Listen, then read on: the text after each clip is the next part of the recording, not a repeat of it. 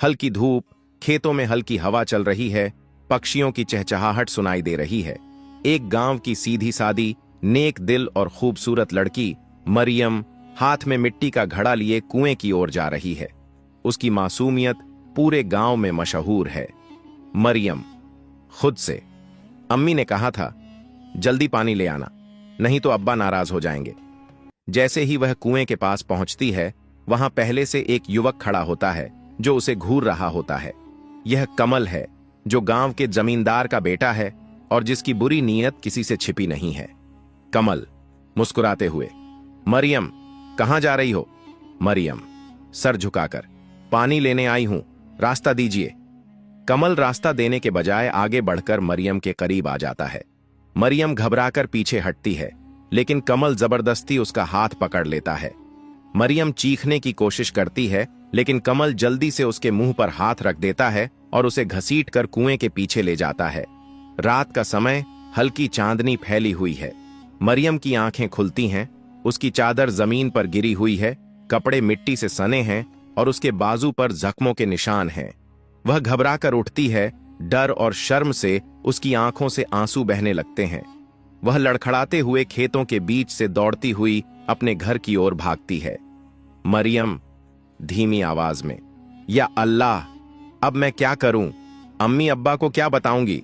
गांव का चौपाल, जहां सभी गांव वाले इकट्ठा हैं। मरियम के माता पिता, गांव के बुजुर्ग, काजी और कमल के पिता भी मौजूद हैं। मरियम डरी हुई खड़ी है, लेकिन उसकी आंखों में हौसला झलक रहा है। काजी सभी की बातें ध्यान से सुन रहे हैं। काजी गंभीरता से, मरियम तुम्हें किस पर शक है? मरियम हिचकिचाते हुए, काजी साहब मैंने कुछ नहीं देखा, लेकिन अचानक कमल के पिता जोर से हंसते हैं। वे गांव के सबसे अमीर व्यक्ति हैं और पैसों की ताकत से हर फैसला बदल सकते हैं। कमल के पिता व्यंग्यात्मक अंदाज में, काजी साहब हमारे इज्जतदार परिवार पर इल्जाम लगाने से पहले कोई सबूत होना चाहिए। काजी सोच में पड़ जाते हैं।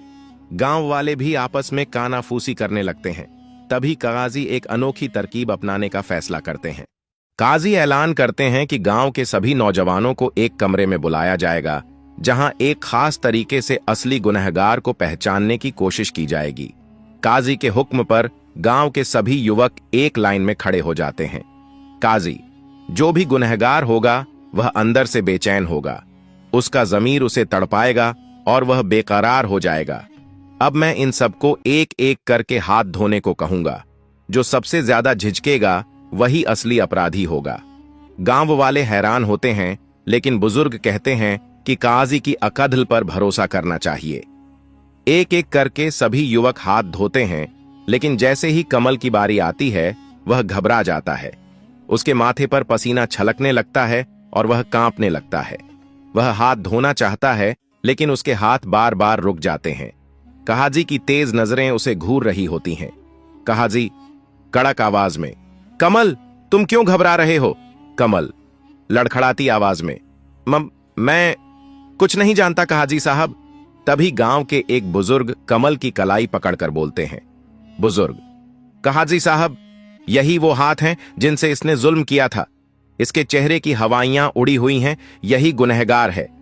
गांव वाले गुस्से में आ जाते हैं। कमल का चेहरा पीला पड़ जाता है। कहाजी फैसला सुनाते हैं कि कमल को सख्त सजा दी जाएगी, ताकि कोई और ऐसा गुनाह करने की हिम्मत न करे। मरियम की आंखों से आंसू गिरते हैं, लेकिन ये आंसू कमजोरी के नहीं बल्कि इंसाफ के होते हैं। वह अपने पिता के कंधे पर सिर रखकर कहती है, मरियम, अब्बा आज काजी साहब ने मुझे जीने की हिम्मत दी है। पिता प्यार से, बेटी इंसाफ कभी छुपता नहीं, चाहे ताकतवर कितना भी जोर लगा ले। अंत, अब फैसला आपका। अगर आप कहाजी की जगह होते तो क्या ऐसा ही फैसला करते? अपनी राय कमेंट्स में दें।